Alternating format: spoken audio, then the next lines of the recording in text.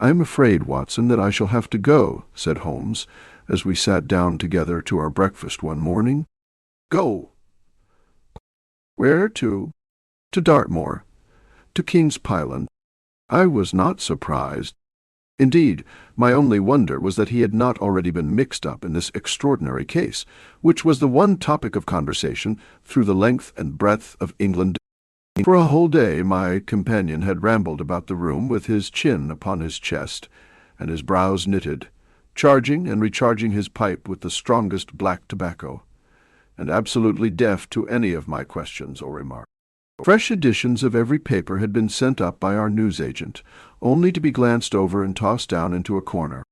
Yet, silent as he was, I knew perfectly well what it was over which he was brooding.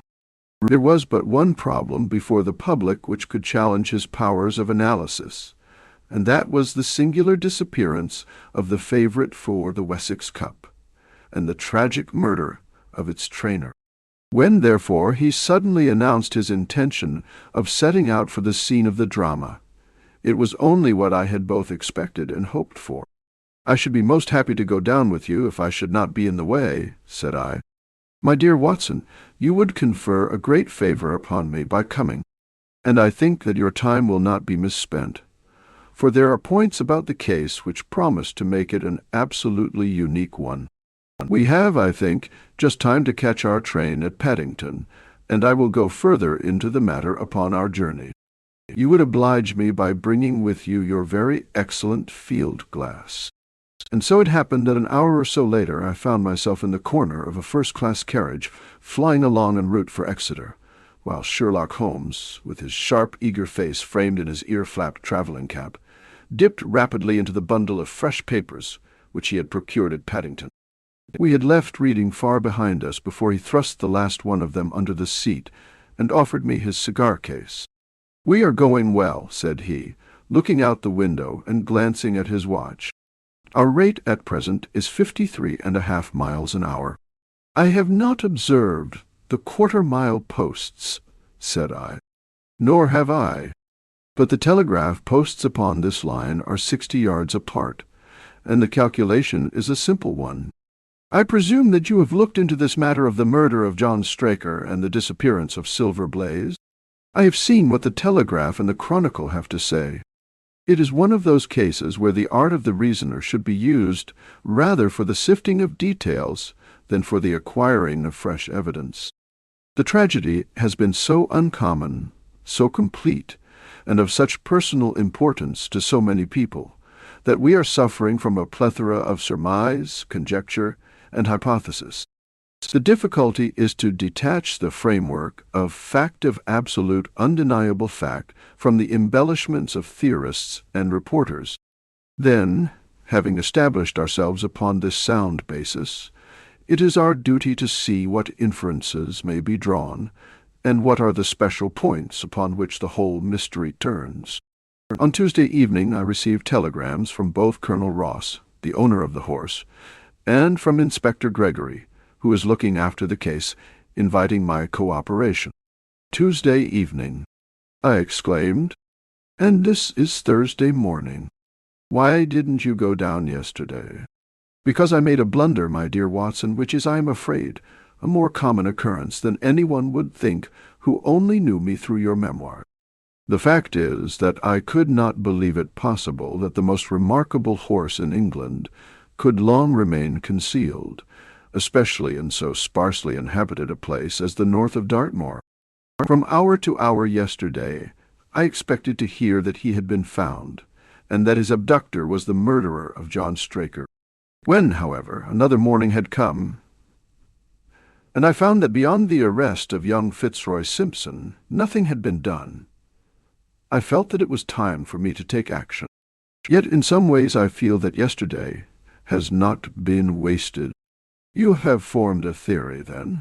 "At least I have got a grip of the essential facts of the case. I shall enumerate them to you, for nothing clears up a case so much as stating it to another person, and I can hardly expect your cooperation if I do not show you the position from which we start." I lay back against the cushions, puffing at my cigar, while Holmes, leaning forward, with his long, thin forefinger checking off the points upon the palm of his left hand, gave me a sketch of the events which had led to our journey. "Silver Blaze," said he, "is from the Astronomy stock, and holds as brilliant a record as his famous ancestor. He is now in his 5th year, and has brought in turn each of the prizes of the turf to Colonel Ross, his fortunate owner. Up to the time of the catastrophe he was the first favourite for the Wessex Cup, the betting being 3-1 on him. He has always, however, been a prime favourite with the racing public, and has never yet disappointed them, so that even at those odds enormous sums of money have been laid upon him. It is obvious, therefore, that there were many people who had the strongest interest in preventing Silver Blaze from being there at the fall of the flag next Tuesday. The fact was, of course, appreciated at King's Pyland, where the Colonel's training stable is situated. Every precaution was taken to guard the favourite. The trainer, John Straker, is a retired jockey who rode in Colonel Ross's colours before he became too heavy for the weighing chair. He has served the Colonel for 5 years as jockey, and for 7 as trainer, and has always shown himself to be a zealous and honest servant. Under him were 3 lads, for the establishment was a small one, containing only 4 horses in all. One of these lads sat up each night in the stable, while the others slept in the loft. All 3 bore excellent characters. John Straker, who is a married man, lived in a small villa about 200 yards from the stables. He has no children, keeps 1 maidservant, and is comfortably off. The country round is very lonely, but about half a mile to the north there is a small cluster of villas which have been built by a Tavistock contractor for the use of invalids and others who may wish to enjoy the pure Dartmoor air. Tavistock itself lies 2 miles to the west, while across the moor, also about 2 miles distant, is the larger training establishment of Mapleton, which belongs to Lord Backwater, and is managed by Silas Brown. In every other direction the moor is a complete wilderness, inhabited only by a few roaming gypsies. Such was the general situation last Monday night when the catastrophe occurred. On that evening the horses had been exercised and watered as usual, and the stables were locked up at 9 o'clock. 2 of the lads walked up to the trainer's house, where they had supper in the kitchen, while the third, Ned Hunter, remained on guard. At a few minutes after 9 the maid, Edith Baxter, carried down to the stables his supper, which consisted of a dish of curried mutton. She took no liquid, as there was a water tap in the stables, and it was the rule that the lad on duty should drink nothing else. The maid carried a lantern with her, as it was very dark, and the path ran across the open moor. Edith Baxter was within 30 yards of the stables, when a man appeared out of the darkness and called to her to stop. As he stepped into the circle of yellow light thrown by the lantern, she saw that he was a person of gentlemanly bearing, dressed in a grey suit of tweeds, with a cloth cap. He wore gaiters and carried a heavy stick with a knob to a T. She was most impressed, however, by the extreme pallor of his face and by the nervousness of his manner. His age, she thought, would be rather over 30 than under it. "Can you tell me where I am?" he asked. "I had almost made up my mind to sleep on the moor, when I saw the light of your lantern." "You are close to the King's Pyland training stables," said she. "Oh, indeed! What a stroke of luck!" he cried. "I understand that a stable-boy sleeps there alone every night. Perhaps that is his supper which you are carrying to him. Now I am sure that you would not be too proud to earn the price of a new dress, would you?" He took a piece of white paper, folded up, out of his waistcoat pocket. "I'll say that the boy has this tonight, and you shall have the prettiest frock that money can buy." She was frightened by the earnestness of his manner, and ran past him to the window through which she was accustomed to hand the meals. It was already opened, and Hunter was seated at the small table inside. She had begun to tell him of what had happened, when the stranger came up again. "Good evening," said he, looking through the window. "I wanted to have a word with you." The girl has sworn that as he spoke she noticed the corner of the little paper packet protruding from his closed hand. "What business have you here?" asked the lad. "It's business that may put something into your pocket," said the other. "Ah, you've 2 horses in for the Wessex Cupsilver Blaze and Bayard. Let me have the straight tip, and you won't be a loser. Is it a fact that at the weights Bayard could give the other 100 yards in 5 furlongs, and that the stable have put their money on him? A show? You're one of those damned touts," cried the lad. I'll show you how we serve them in King's Pyland." He sprang up and rushed across the stable to unloose the dog. The girl fled away to the house, but as she ran she looked back and saw that the stranger was leaning through the window. A minute later, however, when Hunter rushed out with the hound, he was gone, and though he ran all round the buildings, he failed to find any trace of him. "One moment," I asked. "Did the stable boy, when he ran out with the dog, leave the door unlocked behind him?" "Excellent, Watson, excellent," murmured my companion. The importance of the point struck me so forcibly that I sent a special wire to Dartmoor yesterday to clear the matter up. The boy locked the door before he left it. The window, I may add, was not large enough for a man to get through. Hunter waited until his fellow grooms had returned, when he sent a message to the trainer and told him what had occurred. Straker was excited at hearing the account, although he does not seem to have quite realized its true significance. It left him, however, vaguely uneasy, and Mrs. Straker, waking at 1 in the morning, found that he was dressing. In reply to her inquiries, he said that he could not sleep on account of his anxiety about the horses, and that he intended to walk down to the stables to see that all was well. She begged him to remain at home, as she could hear the rain pattering against the window, but in spite of her entreaties, he pulled on his large mackintosh and left the house. Mrs. Straker awoke at 7 in the morning to find that her husband had not yet returned. She dressed herself hastily, called the maid, and set off for the stables. The door was open. Inside, huddled together upon a chair, Hunter was sunk in a state of absolute stupor. The favourite stall was empty, and there were no signs of his trainer. The 2 lads who slept in the chaff-cutting loft above the harness-room were quickly aroused. They had heard nothing during the night, for they are both sound sleepers.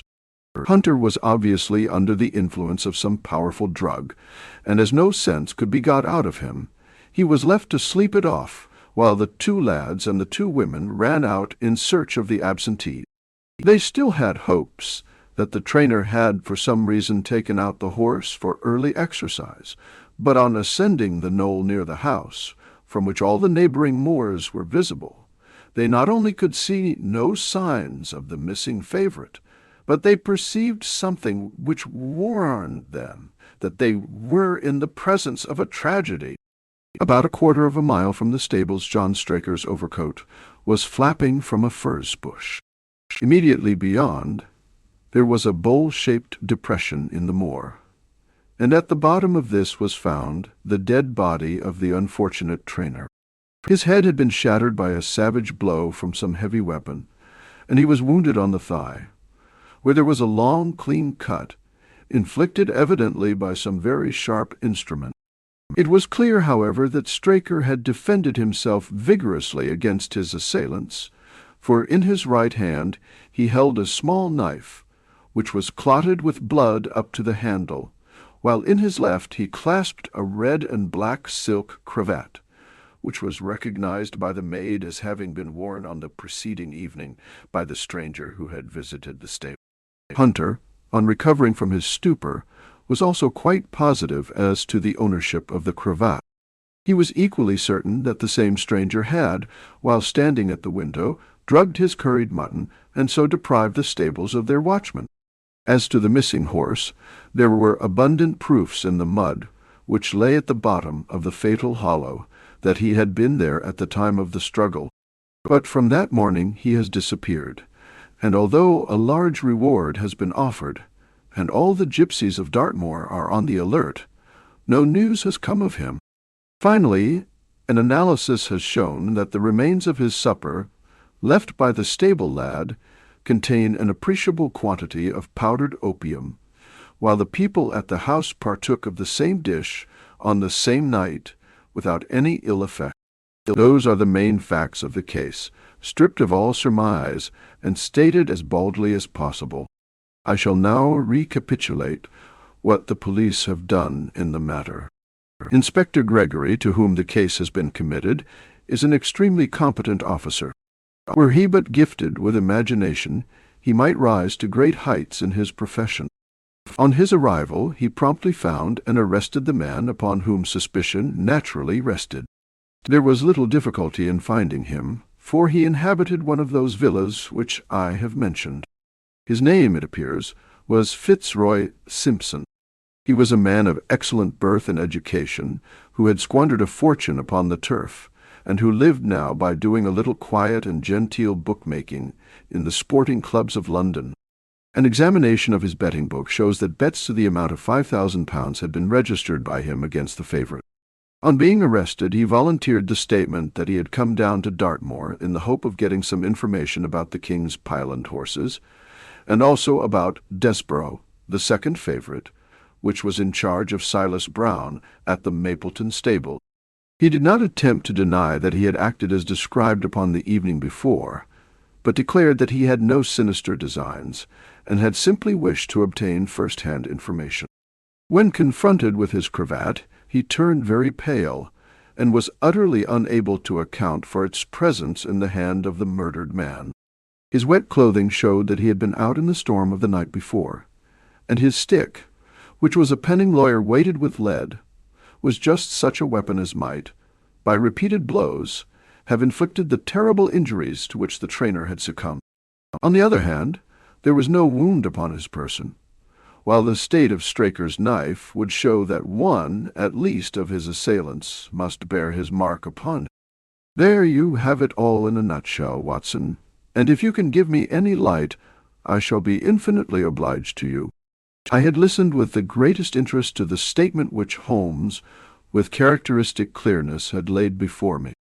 Though most of the facts were familiar to me, I had not sufficiently appreciated their relative importance, nor their connection to each other. Is it not possible, I suggested, that the incised wound upon Straker may have been caused by his own knife, in the convulsive struggles which follow any brain injury? It is more than possible. It is probable, said Holmes. In that case, one of the main points in favor of the accused disappears. And yet, said I, even now I fail to understand what the theory of the police can be. I am afraid that whatever theory we state has very grave objections to it, returned my companion. The police imagine, I take it, that this Fitzroy Simpson, having drugged the lad and having in some way obtained a duplicate key, opened the stable door and took out the horse, with the intention, apparently, of kidnapping him altogether. His bridle is missing, so that Simpson must have put this on. Then, having left the door open behind him, he was leading the horse away over the moor, when he was either met or overtaken by the trainer. A row naturally ensued. Simpson beat out the trainer's brains with his heavy stick without receiving any injury from the small knife which Straker used in self-defense. And then the thief either led the horse on to some secret hiding-place, or else it may have bolted during the struggle, and be now wandering out on the moors. That is the case as it appears to the police, and improbable as it is, all other explanations are more improbable still. However, I shall very quickly test the matter when I am once upon the spot, and until then I cannot really see how we can get much further than our present position. It was evening before we reached the little town of Tavistock, which lies like the boss of a shield in the middle of the huge circle of Dartmoor. Two gentlemen were awaiting us in the station. The one a tall, fair man, with lion-like hair and beard, and curiously penetrating light blue eyes. The other a small, alert person, very neat and dapper, in a frock-coat and gaiters, with trim little side-whiskers and eye-glass. The latter was Colonel Ross, the well-known sportsman. The other, Inspector Gregory, a man who was rapidly making his name in the English detective service. "I am delighted that you have come down, Mr. Holmes," said the colonel. "The inspector here has done all that could possibly be suggested, but I wish to leave no stone unturned in trying to avenge poor Straker, and in recovering my horse." "Have there been any fresh developments?" asked Holmes. "I am sorry to say that we have made very little progress," said the inspector. "We have an open carriage outside, and as you would no doubt like to see the place before the light fails, we might talk it over as we drive." A minute later, we were all seated in a comfortable landau, and were rattling through the quaint old Devonshire city. Inspector Gregory was full of his case, and poured out a stream of remarks, while Holmes threw in an occasional question or interjection. Colonel Ross leaned back with his arms folded, and his hat tilted over his eyes, while I listened with interest to the dialogue of the two detectives. Gregory was formulating his theory, which was almost exactly what Holmes had foretold in the train. "The net is drawn pretty close round Fitzroy Simpson," he remarked, "and I believe myself that he is our man. At the same time, I recognize that the evidence is purely circumstantial, and that some new development may upset it. How about Straker's knife? We have quite come to the conclusion that he wounded himself in his fall. My friend Dr. Watson made that suggestion to me as we came down. If so, it would tell against this man Simpson. Undoubtedly. He has neither a knife nor any sign of a wound. The evidence against him is certainly very strong. He had a great interest in the disappearance of the favorite. He lies under suspicion of having poisoned the stable boy. He was undoubtedly out in the storm. He was armed with a heavy stick, and his cravat was found in the dead man's hand. I really think we have enough to go before a jury." Holmes shook his head. "A clever counsel would tear it all to rags," said he. "Why should he take the horse out of the stable? If he wished to injure it, why could he not do it there? Has a duplicate key been found in his possession? What chemist sold him the powdered opium? Above all, where could he, a stranger to the district, hide a horse, and such a horse as this? What is his own explanation as to the paper which he wished the maid to give to the stable boy? He says that it was a 10-pound note. One was found in his purse. But your other difficulties are not so formidable as they seem. He is not a stranger to the district. He has twice lodged at Tavistock in the summer. The opium was probably brought from London. The key, having served its purpose, would be hurled away. The horse may be at the bottom of one of the pits or old mines upon the moor. What does he say about the cravat? He acknowledges that it is his, and declares that he had lost it.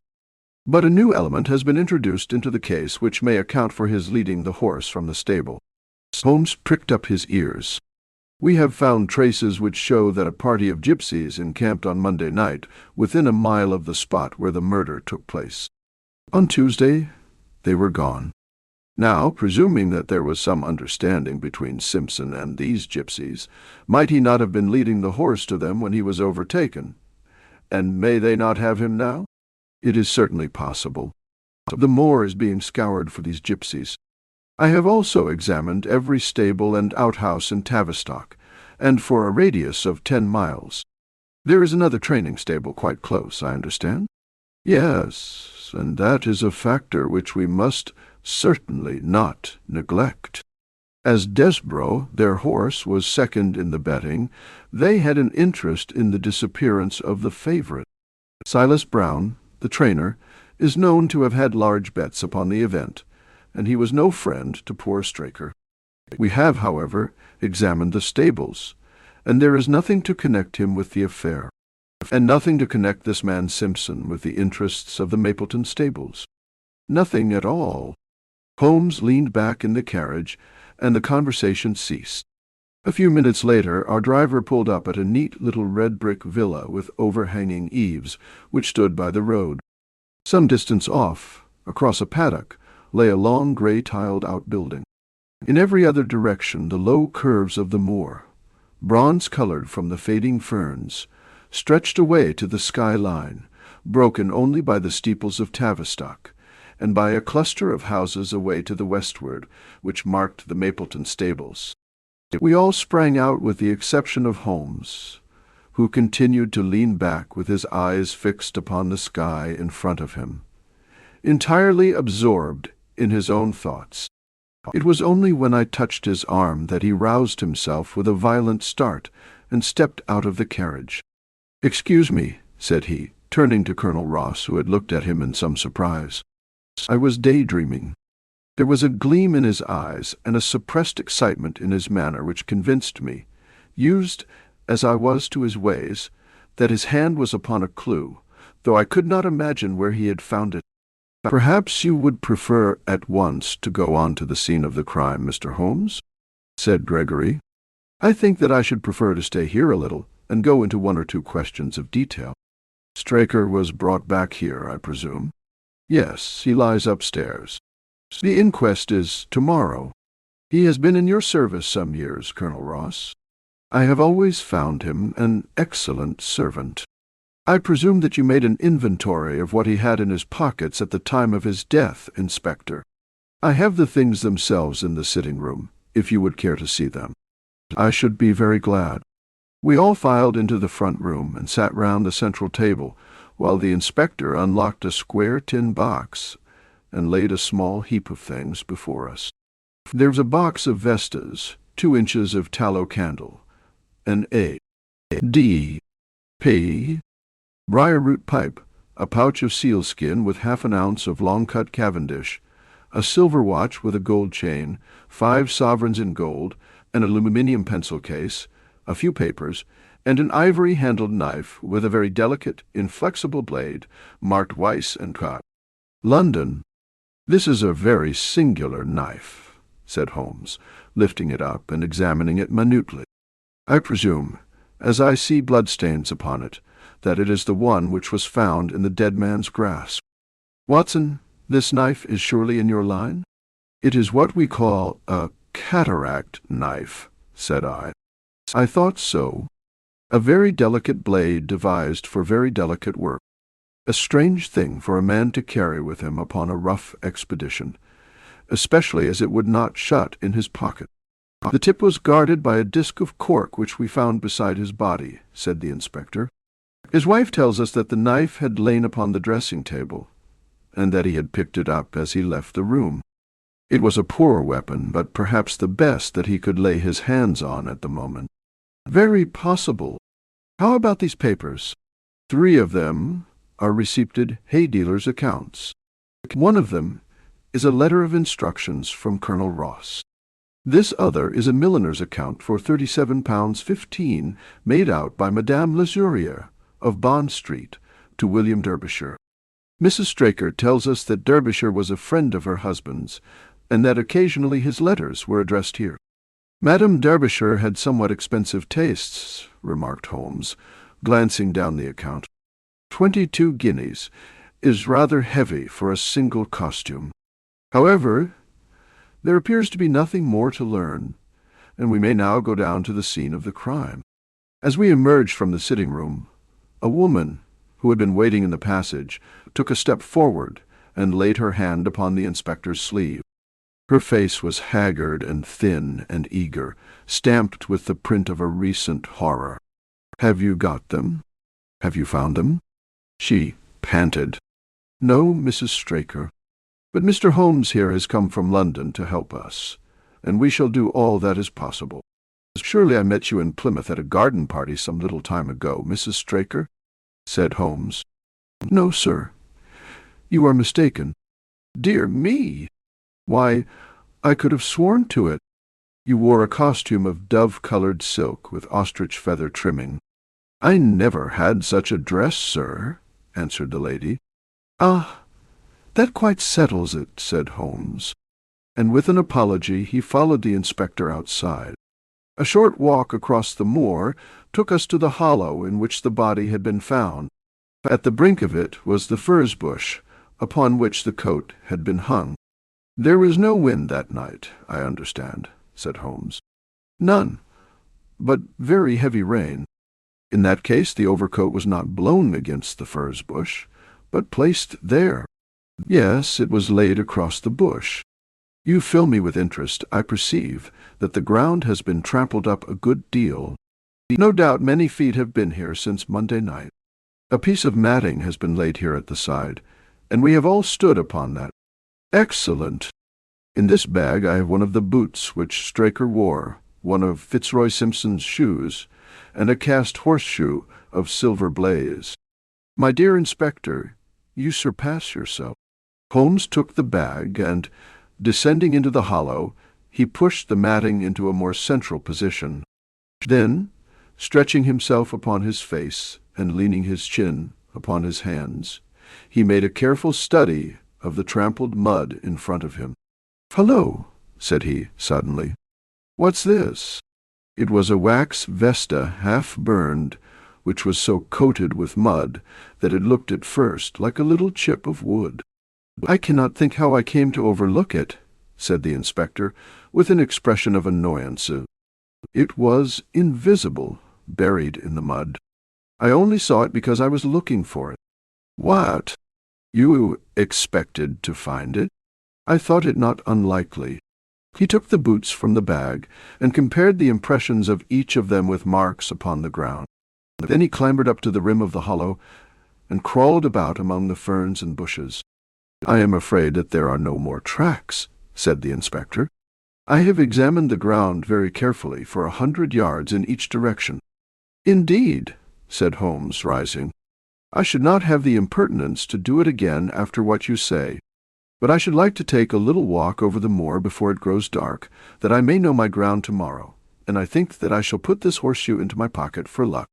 Colonel Ross, who had shown some signs of impatience at my companion's quiet and systematic method of work, glanced at his watch.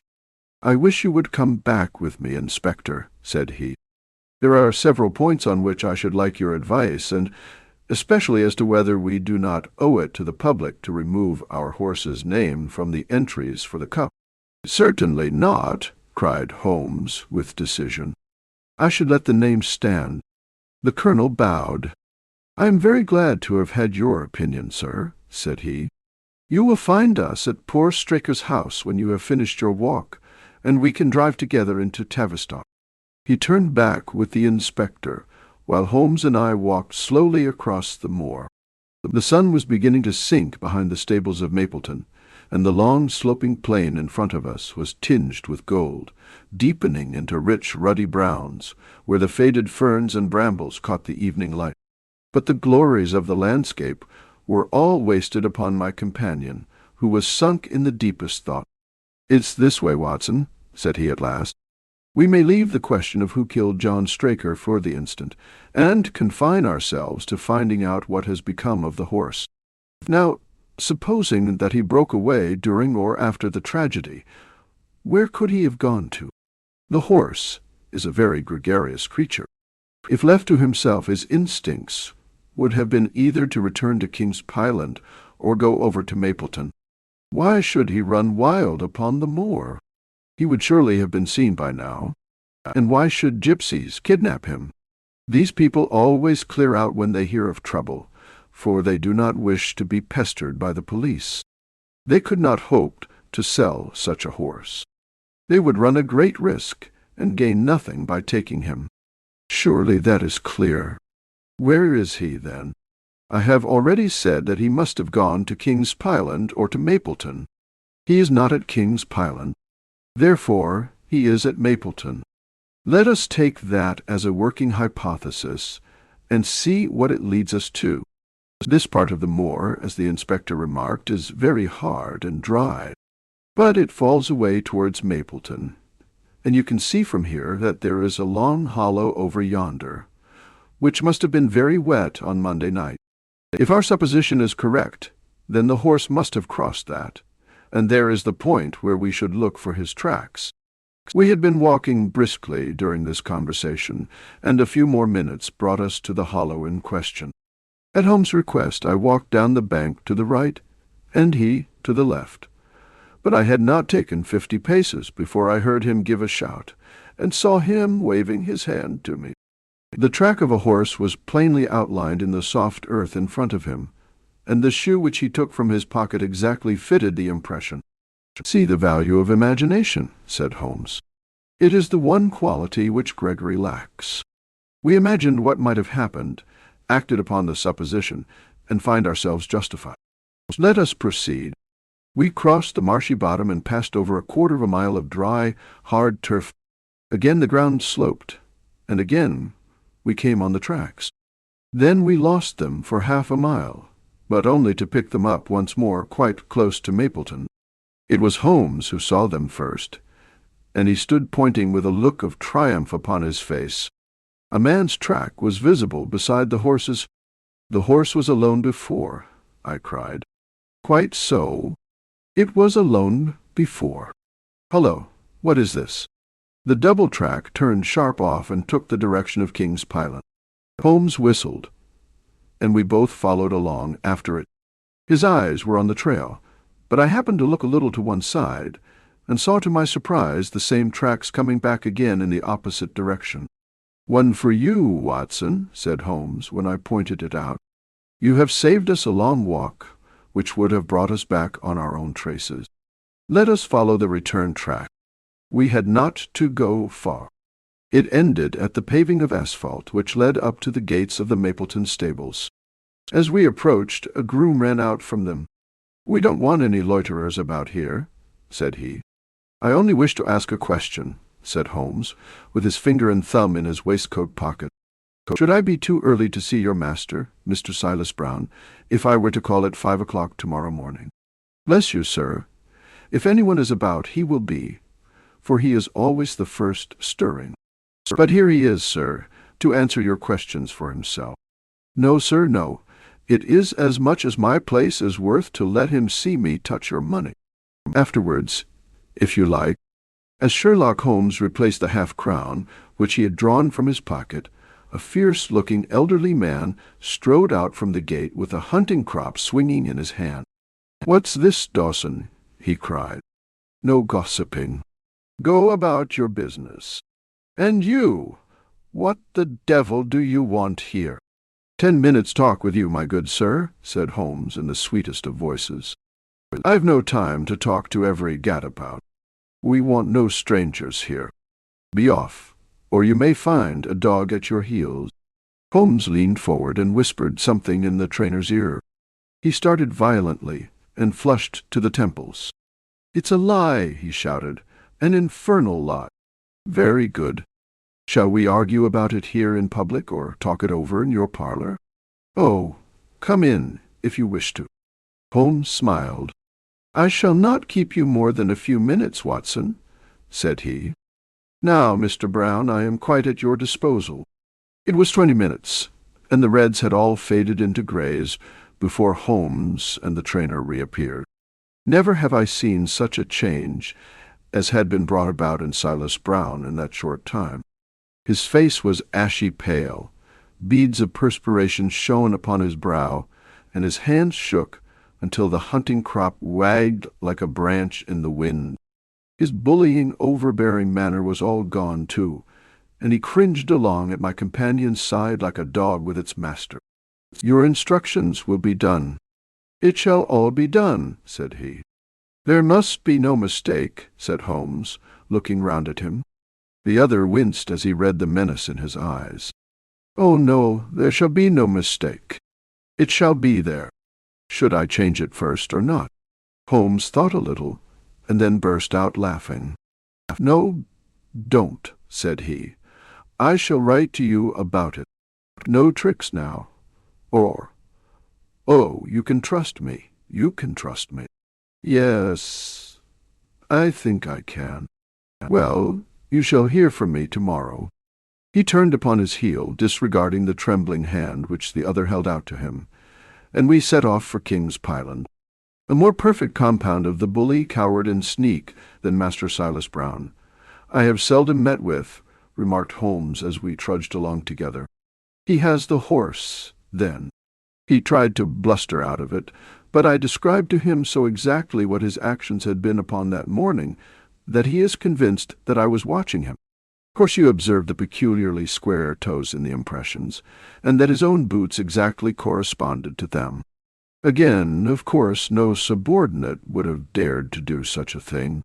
I described to him how, when according to his custom he was the first down, he perceived a strange horse wandering over the moor, how he went out to it, and his astonishment at recognizing from the white forehead which has given the favourite its name, that chance had put in his power the only horse which could beat the one upon which he had put his money. Then I described how his first impulse had been to lead him back to King's Pyland, and how the devil had shown him how he could hide the horse until the race was over, and how he had led it back and concealed it at Mapleton. When I told him every detail, he gave it up, and thought only of saving his own skin. But his stables had been searched. Oh, an old horse-faker like him has many a dodge. But are you not afraid to leave the horse in his power now, since he has every interest in injuring it? Then, my dear fellow, he will guard it as the apple of his eye. He knows that his only hope of mercy is to produce it safe. Colonel Ross did not impress me as a man who would be likely to show much mercy in any case. The matter does not rest with Colonel Ross. I follow my own methods, and tell as much or as little as I choose. That it is the advantage of being unofficial. I don't know whether you observed it, Watson, but the Colonel's manner has been just a trifle cavalier to me. I am inclined now to have a little amusement at his expense. Say nothing to him about the horse. Certainly not without your permission. And of course this is all quite a minor point compared to the question of who killed John Straker. And you will devote yourself to that? On the contrary, we both go back to London by the night train. I was thunderstruck by my friend's words. We had only been a few hours in Devonshire, and that he should give up an investigation which he had begun so brilliantly was quite incomprehensible to me. Not a word more could I draw from him until we were back at the trainer's house. The Colonel and the inspector were awaiting us in the parlour. "My friend and I returned to town by the night express," said Holmes. "We have had a charming little breath of your beautiful Dartmoor air more."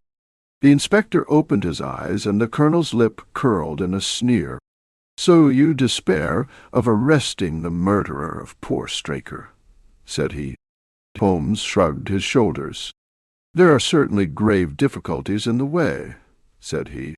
"I have every hope, however, that your horse will start upon Tuesday, and I beg that you will have your jockey in readiness.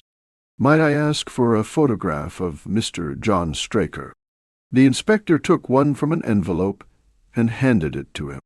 "My dear Gregory, you anticipate all my wants.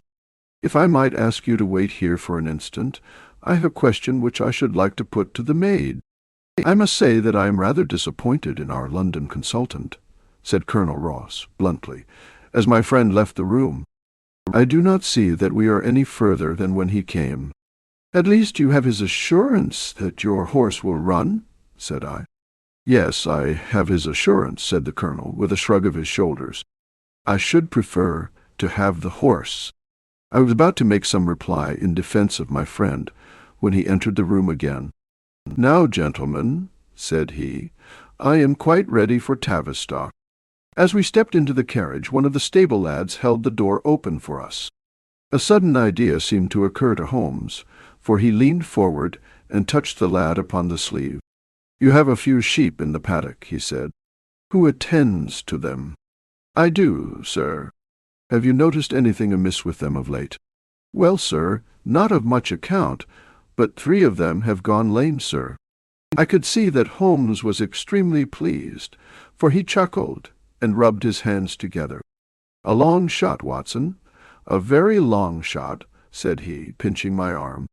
"Gregory, let me recommend to your attention this singular epidemic among the sheep. Drive on, coachman." Colonel Ross still wore an expression which showed the poor opinion which he had formed of my companion's ability, but I saw by the inspector's face that his attention had been keenly aroused. "You consider that to be important?" he asked. "Exceedingly so."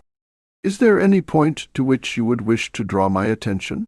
"To the curious incident of the dog in the night-time." "The dog did nothing in the night-time."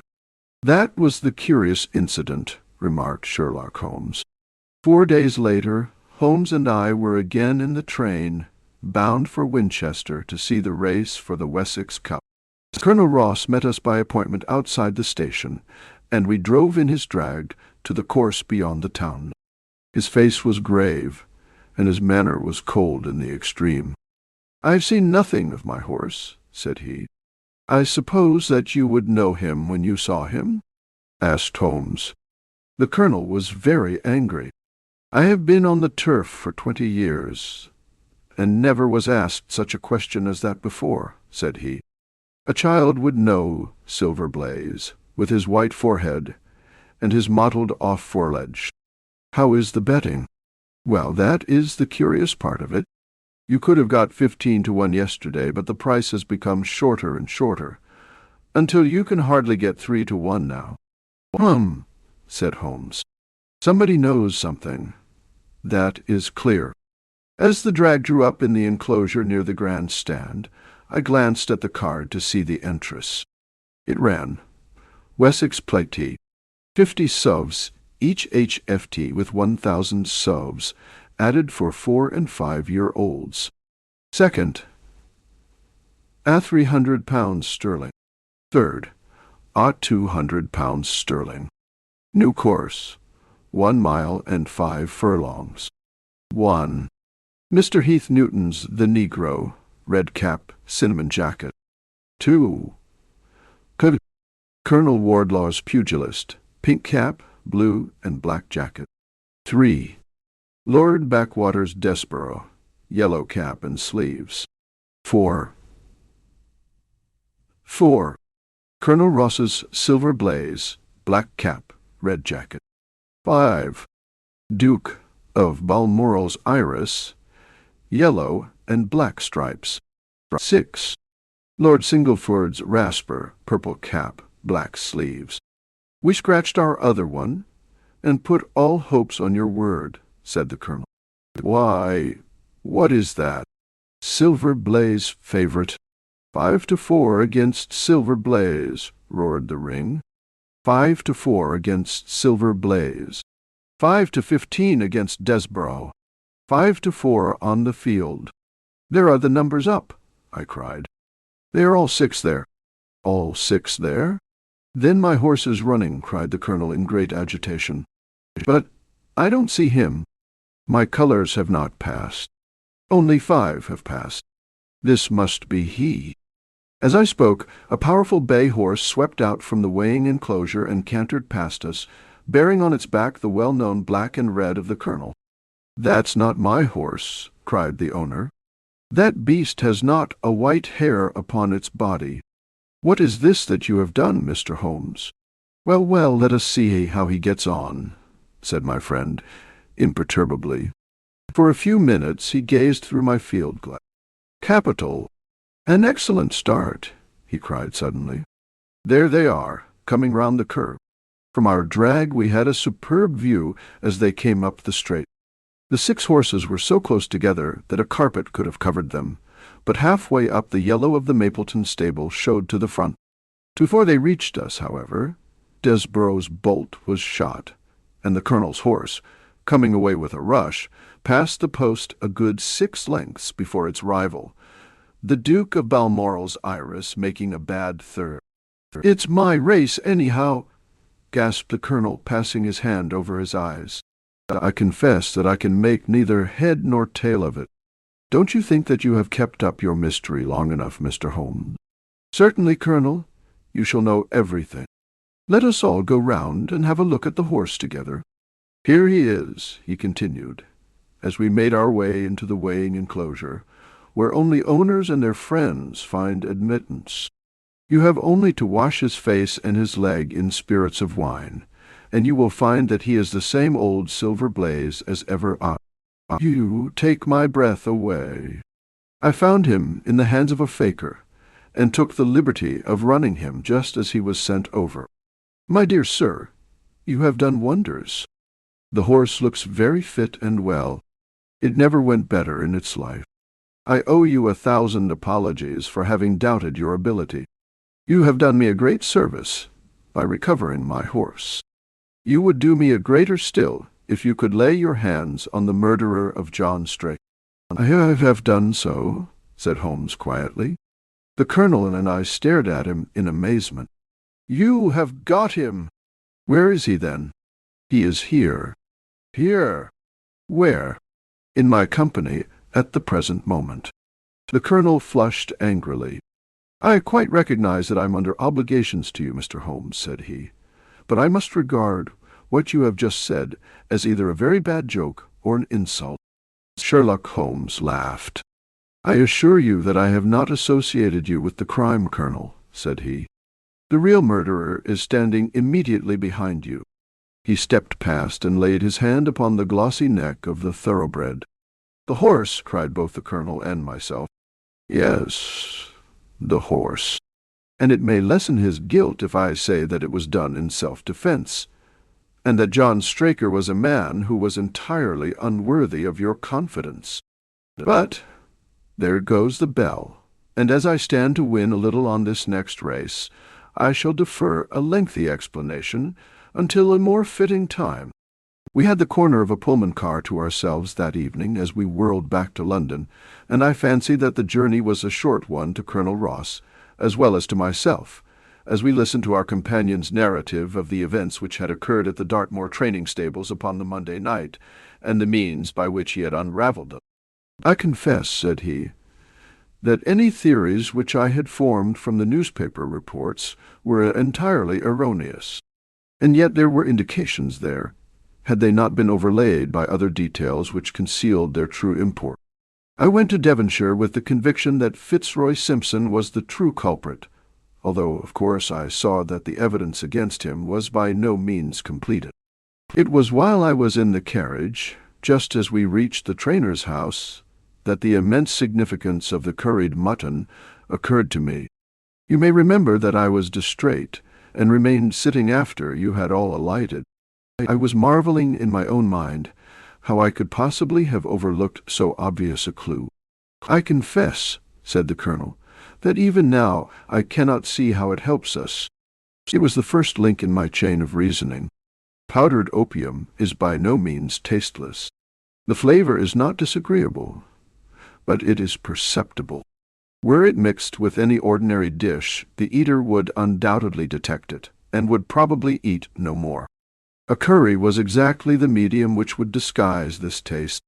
By no possible supposition could this stranger, Fitzroy Simpson, have caused curry to be served in the trainer's family that night, and it is surely too monstrous a coincidence to suppose that he happened to come along with powdered opium upon the very night when a dish happened to be served which would disguise the flavor.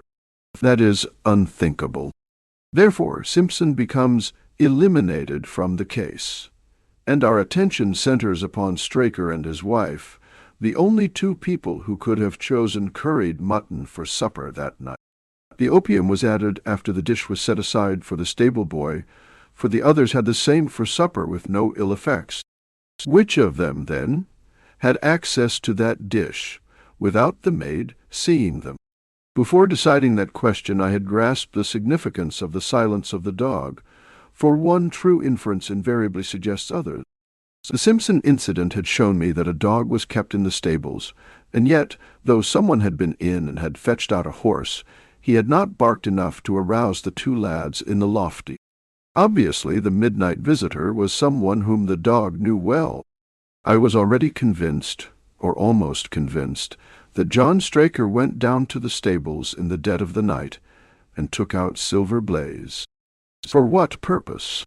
For a dishonest one, obviously, or why should he drug his own stable boy? And yet I was at a loss to know why. There have been cases before now where trainers have made sure of great sums of money by laying against their own horses through agents and then preventing them from winning by fraud. Sometimes it is a pulling jockey. Sometimes it is some surer and subtler means. What was it here? I hoped that the contents of his pockets might help me to form a conclusion, and they did so. You cannot have forgotten the singular knife which was found in the dead man's hand, a knife which certainly no sane man would choose for a weapon. It was, as Dr. Watson told us, a form of knife which is used for the most delicate operations known in surgery, and it was to be used for a delicate operation that night.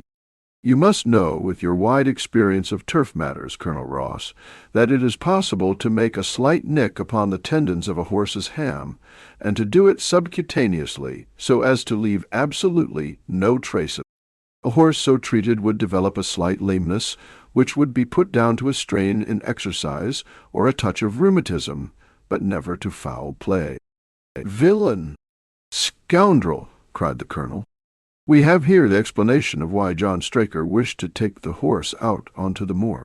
So spirited a creature would have certainly roused the soundest of sleepers when it felt the prick of the knife. It was absolutely necessary to do it in the open air."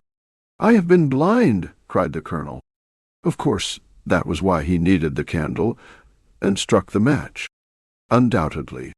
But in examining his belongings, I was fortunate enough to discover not only the method of the crime, but even its motives. As a man of the world, Colonel, you know that men do not carry other people's bills about in their pockets, see? We have most of us quite enough to do to settle our own. I at once concluded that Straker was leading a double life, and keeping a second establishment. The nature of the bill showed that there was a lady in the case, and one who had expensive tastes.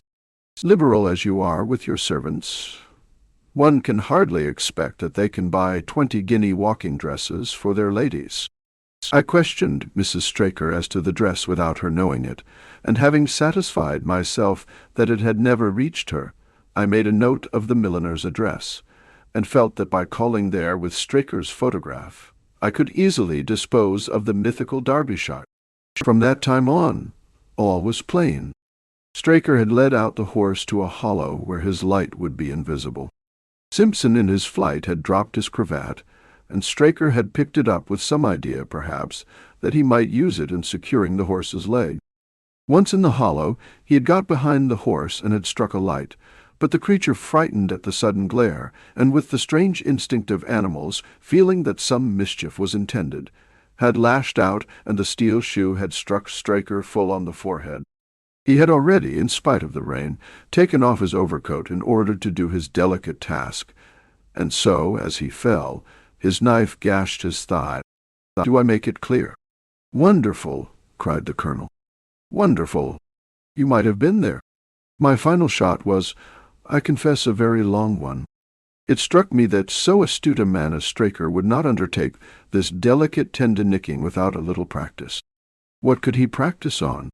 My eyes fell upon the sheep, and I asked a question which, rather to my surprise, showed that my surmise was correct. When I returned to London, I called upon the milliner, who had recognized Straker as an excellent customer of the name of Derbyshire, who had a very dashing wife, with a strong partiality for expensive dresses. I have no doubt that this woman had plunged him over head and ears in debt, and so led him into this miserable plot. "You have explained all but one thing," cried the colonel. "Where was the horse?" "Ah, it bolted, and was cared for by one of your neighbors. We must have an amnesty in that direction, I think. This is Clapham Junction, if I am not mistaken, and we shall be in Victoria in less than 10 minutes. If you care to smoke a cigar in our rooms, Colonel, I shall be happy to give you any other details which might interest you."